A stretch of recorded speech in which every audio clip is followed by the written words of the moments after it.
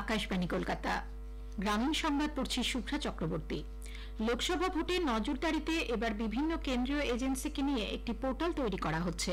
Vote প্রস্তুতি ও আইন শৃঙ্খলা পরিস্থিতি খতিয়ে দেখতে দুদিনের রাজ্য সফর শেষে কলকাতায় আজ এক সাংবাদিক বৈঠকে মুখ্য নির্বাচন কমিশনার রাজীব কুমার কথা জানান।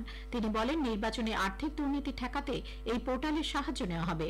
গতকাল রাজনৈতিক দলগুলির বক্তব্য এবং অভাব অভিযোগ শুনেছে কমিশন। অর্থশক্তির পাশাপাশি পেশি শক্তির ব্যবহার নিয়েও তাদের কাছে অভিযোগ জমা পড়ে। একগুচ্ছ প্রকল্পের উদ্বোধন ও শিলান্যাস এবং রাজনৈতিক সমাবেশের কর্মসূচি নিয়ে প্রধানমন্ত্রী নরেন্দ্র মোদী আজ সন্ধ্যায় কলকাতায় আসছেন। বিমানবন্দরে নেমেই তিনি রামকৃষ্ণ মঠ ও মিশনের অসুস্থ সভাপতি স্বামী শরণানন্দ মহারাজকে দেখতে দক্ষিণ কলকাতার শিশুমঙ্গল হাসপাতালে যাবেন বলে প্রশাসনিক সূত্রের খবর।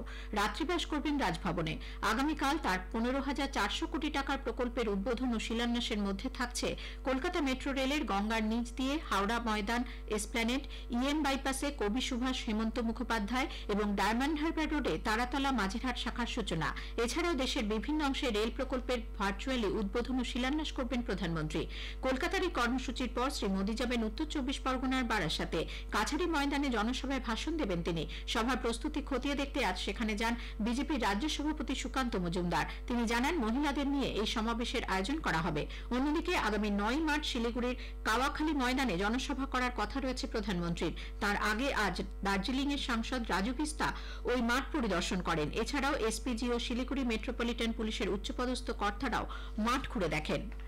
রাজ্যের আলু, পাট এবং আখ চাষীদের এবার থেকে শস্য বীমার আওতায় আনা হচ্ছে। মুখ্যমন্ত্রী মমতা ব্যানার্জি আজ মেদিনীপুর শহরের কলেজিয়েট ময়দানে এক প্রশাসনের সভায় একথা ঘোষণা করেন। সভামঞ্চ থেকে প্রায় 355 কোটি টাকা 374টি প্রকল্প উদ্বোধন ও শিলান্যাসের পাশাপাশি বিভিন্ন সরকারি পরিষেবাও প্রদান করেন মুখ্যমন্ত্রী। আনন্দপুর, কেশিয়ারি ও কেশপুর প্রাথমিক স্বাস্থ্য কেন্দ্র 60 শয্যা বিশিষ্ট করা হবে বলে তিনি জানান। এছাড়াও গড়বেতাতে দমকল কেন্দ্র, সবুজ সাথী সাইকেল বানানোর জন্য খড়গপুরে সাইকেল হাবেরও আজ উদ্বোধন করেন তিনি।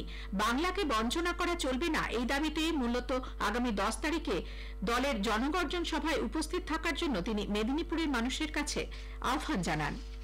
পশ্চিম বর্ধমানের বুদবুদ থানার সাধুনগর এলাকায় 19 নম্বর জাতীয় সড়কে এসটিএফ অভিযান চালিয়ে একটি লরি থেকে 9,300 বোতল ফেন্সিডিল উদ্ধার করেছে। ফেন্সিডিল পাচারের অভিযোগে লরির চালক সহ দুজনকে গ্রেপ্তার করা হয়েছে।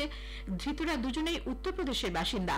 এসটিএফ সূত্রে জানা গেছে, গোপন সূত্রে খবর পেয়ে গতকাল রাত 3টে নাগাদ সাধুনগর চেকপোস্ট এলাকায় হানা দিয়ে ঝাড়খণ্ড থেকে কলকাতাগামী প্যাকেট এলাচ বোঝাই একটি 6 চাকার লরিকে আটক করে এসটিএফ। নির্বাচনের দিন ঘোষণার আগেই রাজ্যের বিভিন্ন জায়গা থেকে নগদ টাকা উদ্ধার হচ্ছে। অসম থেকে আসা একটি গাড়িতে তল্লাশি চালিয়ে 12 লক্ষ টাকা উদ্ধার করেছে কোচবিহারের তুফানগঞ্জ থানার পুলিশ। অন্যদিকে নদিয়ার গাংনাপুর চৌরাস্তায় নাকা চেকিং এর সময় উদ্ধার হয়েছে নগদ 37 লক্ষ টাকা। এক মোটর বাইক আরোহীকে দেখে পুলিশের সন্দেহ হলে তল্লাশি চালিয়ে তার ব্যাগে পাওয়া যায় এই অর্থ। মামলা রুজু করে তদন্ত চালাচ্ছে পুলিশ। গ্রামীণ সংবাদ শেষ হলো।